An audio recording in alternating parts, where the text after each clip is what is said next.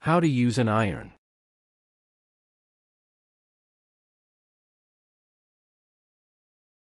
There are three types of people: those who love to iron, those who only iron when going to a job interview or funeral, and those who don't own an iron.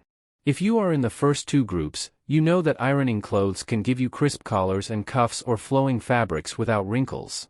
It all depends on how you use your iron and the type of fabric. Whatever your style, knowing how to iron clothes properly is key to helping your clothes look better and retain their shape. If you're new to ironing, it might feel a little intimidating, but once you get the hang of it, you'll be whipping out this skill at every opportunity. Here's a guide to the basics of ironing to help you get started.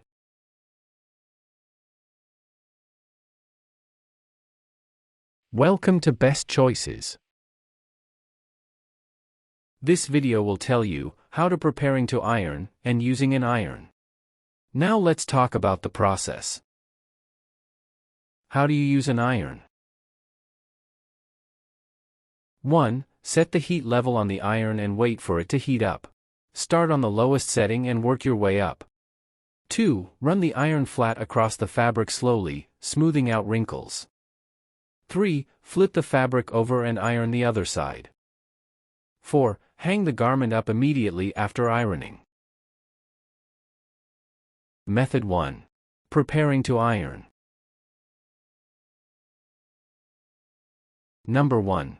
Make sure that the garment is meant to be ironed. Check the tags for ironing instructions.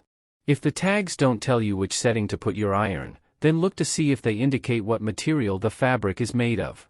Many irons order their settings by the type of material, e.g. wool, cotton, polyester. Number 2. Set up the ironing area. Use an ironing board, if possible. If you don't have access to an ironing board, then use a flat, sturdy surface like a table or a counter. The ironing board is designed to absorb heat and moisture without taking damage. Make sure that you don't iron on a highly flammable surface. Number 3. Fill the water reservoir of the iron. If your iron features a steam function, then you may need to add water. Look for a large, detachable water chamber on the top of the tool. Add filtered water nearly to the brim. Make sure that you use filtered water. This may help you avoid calcium buildup in your iron, which could clog the steam spouts. Number 4. Lay out the garment. Arrange the item of clothing so that it lies perfectly flat on the board. Make sure that there are no wrinkles. If you iron over a wrinkle, then you will press a creased line into the fabric. Did this video help you? Let's comment below, yes or no.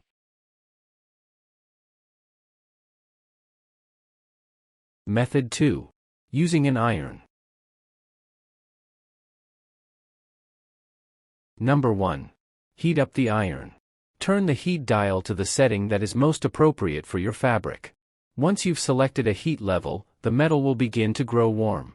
Let the iron become hot. You shouldn't need to wait more than a matter of seconds. The heat levels are often listed in relation to a certain type of fabric. For instance, cotton responds well to high heat and steam, but some synthetic fabrics might melt or fuse if they're exposed to such temperatures. Do not use an inappropriate setting. Start with a low heat and work up. If you are ironing more than one item, start with the one that uses the lowest setting on the iron. This way, you won't need to let the iron cool down before you continue. Number 2. Iron the first side. Run the hot flat side of the iron firmly and slowly across the fabric. Smooth out the wrinkles. For the best results, work with the natural folds and creases of the garment. Iron each individual part of the garment separately. For instance, if you're ironing a dress shirt, smooth out the collar, then the cuffs, then the sleeves, then the shoulders, then the placket, and, finally, the main body of the shirt. Do not let the iron rest directly on the garment, lest the fabric overheats. If you are careless with the iron, you might start a fire. Number 3. Smooth out the other side. Now, flip the piece of clothing over and iron the other side. Make sure not to flatten any wrinkles or creases into the new side. Number 4. Hang the clothing immediately after ironing. If you bunch up the garment or leave it laying out, then there's a good chance that it will dry with wrinkles. Hang the fabric on a clothes hanger and let it air dry. Did this video help you? Let's comment below, yes or no.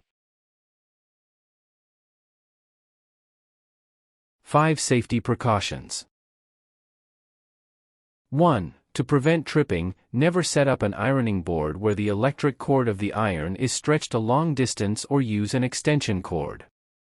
2. Never leave an iron unattended. Be sure the cord is not accessible to pets or children who could pull the iron down on themselves. 3. Never leave an iron sitting flat on the ironing board or mat. It can cause overheating. 4. Always unplug the iron when not in use and don't wrap the electric cord around the iron while it is still hot. 5. Check the cord for damage regularly and replace the iron if it overheats or sparks. Tips. 1. Work in small patches for hard-to-iron areas on clothing. This might include the sleeves of a shirt or the seat of a pair of pants. 2. Keep a spray bottle filled with water to spray the clothing if it dries before you finish ironing. 3. As a guideline, follow these temperature settings for different fabrics: low, acetate, acrylic, nylon, medium, polyester, silk, satin, wool, high, linen, cotton, denim. 4. When ironing textured or napped fabrics, place a plush white towel on the ironing board, lay the fabric on the towel, and press on the wrong side. Turn the fabric over, and use steam only, no pressure, on the front side to refresh any crushed pile.